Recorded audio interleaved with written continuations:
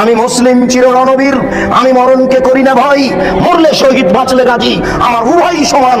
আমার জেল যতটুকু সেল ততটুকু, বাইরে যতটুকু ভিতরে ততটুকু, জেলে যতটুকু সেলে ততটুকু, বাহিরে যতটুকু ভিতরে ততটুকু। আমি মুসলিম চির রণবীর, মরণকে করি না ভয়।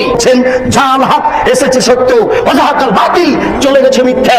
ইন্নাল বাতিলা নিশ্চয় মিথ্যে, কানা জাহুকা চিরদিন মিথ্যে। এবার আসলে একটু হুজুরের অবস্থা। হুজুরের অবস্থা বড় জটিল। সামাজিক জাহেলিয়াতের চেয়ে হুজুরের অবস্থা অনেক অনেক অনেক বেশি কঠিন। যন্ত্র চলছে। আরে সংসদ ভবনের মমতাজ বেগম ডুবি তবলা দিয়ে জিকির করে আশ্চর্য। আর কোরআন নাকি 30 পারা নয় 90 পারা। 30 পারা হচ্ছে জাহেরি আর 60 পারা হচ্ছে বাতিনি। এরই নাম হচ্ছে ধর্মীয় জাহেলিয়াত। একে ঠেকাবে কে? এই জন্য আপনাকে বলি, এই হিফজখানা বন্ধ করতে হবে। যেখানে কোরআন হাদিস শিক্ষার ব্যবস্থা আছে সেখানে হিফজখানা খুলতে হবে। এই ছেলেটাকে আপনি কেন হাফেজ করলেন? এর বয়স হচ্ছে 16 বছর।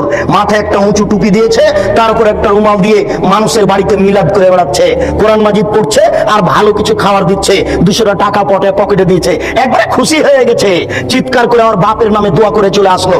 এ জাতি কি করতে পারে?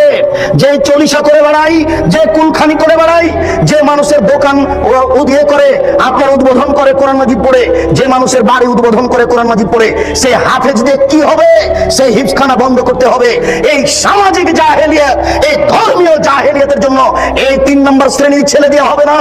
একেবারে বলিষ্ঠ কণ্ঠের, একেবারে নির্ভীক সেনা, যার অন্তরে কোনো ভয় ভীতি থাকবে না, যার বিদ্যের সামনে পৃথিবীর কোনো বিদ্যা টিকবে না। জাকির নায়কের মতো পৃথিবীর কোনো বিদ্যা তার সামনে টিকবে না, এবং নির্ভীক সেনা হবে।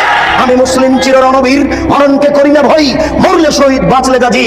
এই কণ্ঠ নিয়ে যে মাঠে নামবে, সেই জাতির উপকার করতে পারে, সেই এই সামাজিক কুসংস্কার বন্ধ করতে পারে, সেই এই ধর্মীয় কুসংস্কার বন্ধ করতে পারে। তাছাড়া এইসব হাফেজ দিয়ে কাজ হবে না। এ তো মানুষের দোকান উদ্বোধন করে, এ তো মানুষের বাড়ি উদ্বোধন করে। এর দ্বারা শরীয়তের কি আশা করা যেতে পারে? শুনুন, ওই পশ্চিম দিকে গাধাতে ইট বহে। গাধাতে কি বহে? ইট বহে। ভ্যান যেখানে যেতে পারে না, গাধা সেখানে যেতে পারে। অনেকগুলি ইট আপনি গাধার উপরে চাপিয়ে দিয়েছেন, এরপরে যেখানে নামাতে হবে সেখানে গাধা চলে গেল। এবার আপনি কি করেছেন? আপনি বইয়ের দোকানদার, অনেকগুলি কোরআন মাজিদ তার উপরে তুলে দিয়েছেন। ও চলে গেল আপনার কোরআনের দোকানে। তো গাধা কি জানতে পারলো যে এখন কোরআন না ইট? ও তো জানতে পারলো না যে আমার পিঠে কোরআন আছে না ইট আছে। তো যেই ব্যক্তি শুধু কোরআন মুখস্থ করলো, দাওয়াত খেয়ে বেড়ালো, এ তো বুঝতে পারলো না যে কোরআন, এই কোরআনের ভিতরে আছে। জাল হক এসেছে সত্য, ওয়াজাহাকাল বাতিল চলে গেছে মিথ্যে। ইন্নাল বাতিলা নিশ্চয় মিথ্যে, কানা